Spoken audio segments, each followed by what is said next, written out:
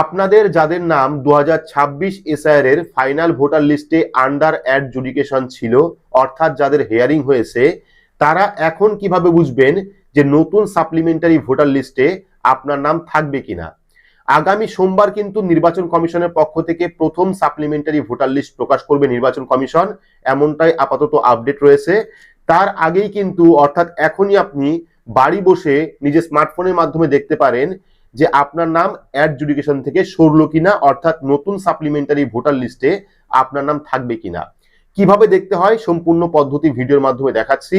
পাশাপাশি যদি আপনার নাম ভোটার লিস্ট থেকে বাতিল হয়ে যায় বা ডিলিটেড হয়ে যায়, সেক্ষেত্রে আপনি কিভাবে আবেদন করবেন সেটাও আজকের এই ভিডিওর মাধ্যমে আপনাদের জানাবো। আশা করি ভিডিওটি আপনাদের প্রত্যেকেরই কাজে আসবে। শুরু থেকে শেষ পর্যন্ত অবশ্যই দেখবেন। ভিডিওটি ভালো লাগলে লাইক করবেন, চ্যানেলটিকে সাবস্ক্রাইব করে পাশে রাখা বেল আইকনটি প্রেস করে নোটিফিকেশন অল করে রাখবেন, সবার সুবিধার্থে ভিডিওটি শেয়ার করবেন। তো চলুন শুরু করি। তো আপনার নাম আন্ডার অ্যাডজুডিকেশন থেকে সরলো কিনা সেটা দেখতে হলে বা আপনার ভোটার কার্ড নাম্বার দিয়ে ডিটেলস সার্চ করতে হলে আপনার স্মার্টফোন থেকে বা কম্পিউটার থেকে যে কোনো একটি ব্রাউজার আপনি ওপেন করবেন। ব্রাউজার ওপেন করে সেখানে গিয়ে সার্চ করবেন ইলেকটোরাল সার্চ লিখে, ঠিক আছে। তো আপনারা ইলেকটোরাল সার্চ লিখে সার্চ করবেন, সেক্ষেত্রে কিন্তু প্রথম অপশন চলে আসবে বা প্রথম লিঙ্ক চলে আসবে electoralsearch.eci.gov.in। এই ফার্স্ট লিঙ্কে আপনারা ক্লিক করবেন। ক্লিক করলে কিন্তু অফিসিয়াল যে ওয়েবসাইট, সেই ওয়েবসাইটটা চলে আসবে। ওয়েবসাইটে তিনটে অপশন রয়েছে। একটা হলো এপিক নাম্বার, অর্থাৎ ভোটার কার্ড নাম্বার দিয়ে আপনি সার্চ করতে পারবেন। একটা হলো ডিটেলস লিখে, অর্থাৎ আপনার নাম, জন্ম তারিখ, বাবার নাম লিখে আপনি সার্চ করতে পারবেন। পরবর্তী মোবাইল নাম্বার দিয়ে, অর্থাৎ যদি আপনার ভোটার কার্ডে মোবাইল নাম্বার লিঙ্ক থাকে সেক্ষেত্রে আপনি মোবাইল নাম্বার দিয়েও সার্চ করতে পারবেন। তো আমরা কি করব, এপিক নাম্বারটা সিলেক্ট করব। সিলেক্ট করার পর এখান থেকে প্রথমে ল্যাঙ্গুয়েজ, অর্থাৎ ভাষা আপনি সিলেক্ট করতেও পারেন, নাও করতে পারেন। তো এখান থেকে আপনারা ভাষা সিলেক্ট করে নেবেন। করার পর এপিক কার্ড নাম্বারের জায়গায় ভোটার কার্ড নাম্বার লিখবেন। লেখার পর এখান থেকে স্টেট, অর্থাৎ রাজ্য আপনারা সিলেক্ট করবেন। রাজ্য সিলেক্ট করার পর যে ক্যাপচা কোড আপনার স্ক্রিনে দেখবেন, সেই ক্যাপচা কোডটা এখানে ফিল আপ করবেন, ঠিক আছে। ক্যাপচা কোডটা ফিল আপ করার পর সার্চ অপশনে ক্লিক করবেন। তো এখানে আমরা ভোটার কার্ড নাম্বার দিয়েছি, ক্যাপচা কোড বসিয়েছি, বসানোর পর কি করব, সার্চ অপশনে ক্লিক করব। ক্লিক করলে দেখতে পারবেন এখানে কিন্তু এখনো পর্যন্ত দেখতে পাচ্ছেন ইলেকটোরাল ইজ আন্ডার অ্যাডজুডিকেশন, ঠিক আছে। দেখতে পাচ্ছেন ইলেকটোরাল ইজ আন্ডার অ্যাডজুডিকেশন, অর্থাৎ এনার নাম কিন্তু, যে ভোটার কার্ড নাম্বার দিয়ে আমি সার্চ করলাম, এনার নাম কিন্তু এখনো পর্যন্ত আন্ডার অ্যাডজুডিকেশন রয়েছে।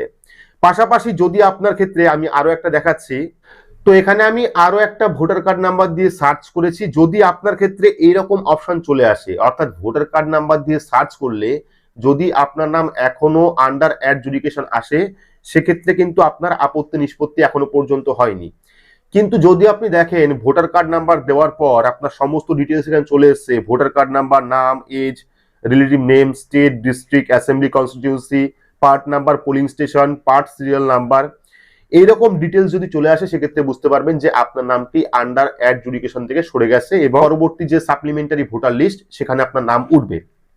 তো এভাবে আপনারা অনলাইন থেকে খুব সহজে দেখতে পারেন যে আপনার নাম আন্ডার অ্যাডজুডিকেশন থেকে সরলো কিনা। এবার কথা হচ্ছে যাদের নাম ভোটার লিস্ট থেকে ডিলিট হলো, তারা কিভাবে আবেদন করবেন। তো আপনারা কিন্তু, যদি আপনার নাম 2026 ভোটার লিস্ট থেকে বাদ হয় বা ডিলিটেড হয়, সেক্ষেত্রে কিন্তু আপনি অনলাইনে ফর্ম নাম্বার 6 এর মাধ্যমে আবেদন করতে পারেন। অনেকে আবেদন করেছেন, অনেকের আবেদন রিজেক্ট হয়ে গেছে কিছু ডকুমেন্টের কারণে বা ফর্ম ফিল আপে একটু ভুলের কারণে। তো কিভাবে আবেদন করলে, অর্থাৎ ফর্ম নাম্বার 6 কিভাবে আবেদন করলে আপনার আবেদনটি অ্যাপ্রুভ হবে, এই নিয়ে যদি আপনারা কোনো ভিডিও চান ফর্ম নাম্বার 6 সম্বন্ধে, তাহলে অবশ্যই কমেন্ট বক্সে কমেন্ট করে জানাবেন। আমি পরবর্তী সময় কিন্তু সম্পূর্ণ ডিটেলস নিয়ে ফর্ম নাম্বার 6 নতুন নিয়মে কিভাবে ফিল আপ করতে হয় এবং কোন নিয়মে ফিল আপ করলে আপনার ফর্মটি অ্যাপ্রুভ হবে, আপনাকে হিয়ারিং এ ডাকা হবে, সে নিয়ে কিন্তু বিস্তারিত ভিডিও আমি আনবো। তো এই ছিল এসআইআর নিয়ে একটি নতুন আপডেট। আর আগামী সোমবার হয়তো প্রথম সাপ্লিমেন্টারি ভোটার লিস্ট প্রকাশ করবে নির্বাচন কমিশন। সেই ভোটার লিস্ট আপনারা কোথা থেকে ডাউনলোড করবেন, এই নিয়েও কিন্তু ভিডিও নিয়ে আসবো এবং কিভাবে আপনার নাম চেক করবেন সেটাও কিন্তু ভিডিওর মাধ্যমে দেখাবো।